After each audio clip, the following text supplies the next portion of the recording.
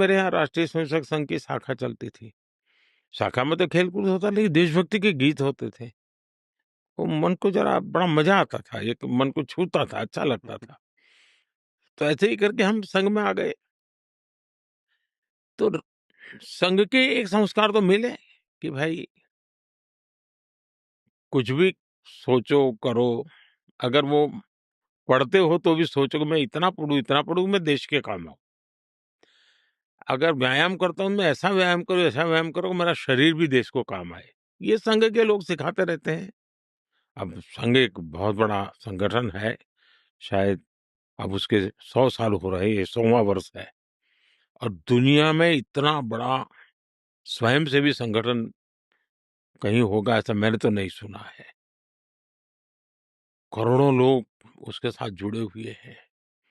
लेकिन संघ को समझना इतना सरल नहीं है। संघ के काम को समझने का प्रयास करना चाहिए और संघ स्वयं तो एक पर्पज ऑफ लाइफ जिसको कहें, इसके विषय में आपको एक अच्छी दिशा देता है।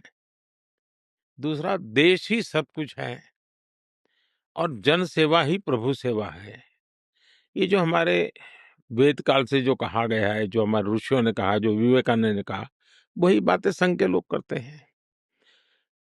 तो स्वयंसेवक को कहते हैं कि भाई तुम्हें संघ में से जो प्रेरणा मिली, वो 1 घंटा शाखा है, वो स्वयं नहीं, यूनिफ़ॉर्म पहनना वो स्वयं संघ नहीं है। तुमने समाज के लिए कुछ करना चाहिए और वो उस प्रेरणा से आज ऐसे काम चल रहे हैं, जैसे कुछ स्वयंसेवकों ने सेवा भारती नाम का संगठन खड़ा किया है। ये सेवा भारती जो गरीब बस्तियां होती है, झुग्गी-झोपड़ी में गरीब लोग रहते हैं, जिसको वो सेवा बस्ती कहते हैं। मेरी मोटी-मोटी जानकारी है, करीब 1.25 लाख सेवा प्रकल्प चलाते हैं वो और किसी सरकार की मदद के बिना समाज की मदद से वहां जाना, समय देना, बच्चों को पढ़ाना, उनके हेल्थ की चिंता करना, ऐसे ऐसे काम करते हैं। संस्कार उनके अंदर लाना, उस इलाके में स्वच्छता का काम करना, यानी बिल्कुल 1.25 लाख एक छोटा नंबर नहीं है। वैसे कुछ स्वयंसेवक हैं, संघ में से ही गढ़े हुए हैं, वो वनवासी कल्याण आश्रम चलाते हैं और वो जंगलों में आदिवासियों के बीच में रह करके आदिवासियों की सेवा करते हैं। 70,000 से ज्यादा वन टीचर वन स्कूल एकल विद्यालय चलाते हैं और अमेरिका में भी कुछ लोग हैं जो उनको लिए शायद $10 या $15 का डोनेशन करते हैं इस काम के लिए और वो कहते हैं कि एक कोका कोला नहीं पीनी है इस महीने, एक कोका कोला मत पियो और उतना पैसा ये एकल विद्यालय को दो।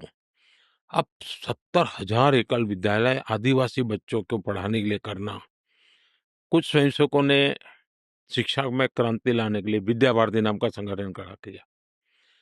करीब 25,000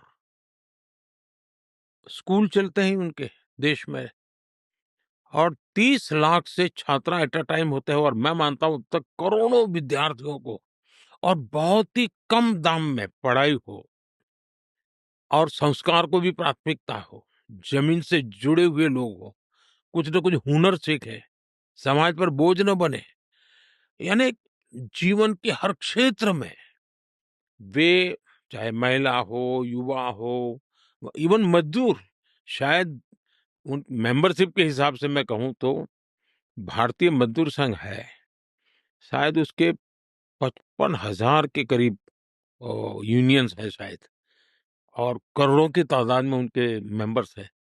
शायद दुनिया में इतना बड़ा लेबर यूनियन कुछ नहीं होगा और सिखा कैसा जाता है? लेफ्टिस्ट लोगों ने मजदूरों की मूवमेंटों को बड़ा बल दिया। लेबर मूवमेंट जो लगे हैं उनका नारा क्या होता है? Workers of the world unite, दुनिया के मजदूरों एक हो जाओ, फिर देख लेंगे, ये भाव होता है। ये मजदूर संघ वाले क्या कहते हैं, जो आरएसएस की शाखा से निकले हुए स्वयंसेवक मजदूर संघ चलाते हैं, वो कहते हैं वर्कर्स यूनाइट द वर्ल्ड। वो कहते हैं workers of the world unite, ये कहता है workers unite the world. Unite the world. ये कितना बड़ा वाक्य, दो शब्दों में इधर उधर है, लेकिन कितना बड़ा वैचारिक बदलाव है। ये संघ की शाखा से निकले हुए लोग अपनी रुचि, प्रकृति, प्रवृत्ति के अनुसार जब काम करते हैं, तो इस प्रकार के गतिविधियों को बल देते हैं। और जब इन कामों को देखेंगे, तब आपको 100 साल में राष्ट्रीय स्वयंसेवक संघ ने भारत के सारे चकाचौंध दुनिया से दूर रहते हुए एक साधक की तरह समर्पित भाव से, तो मेरा ये सौभाग्य रहा कि ऐसे पवित्र संगठन से मुझे संस्कार मिले जीवन के।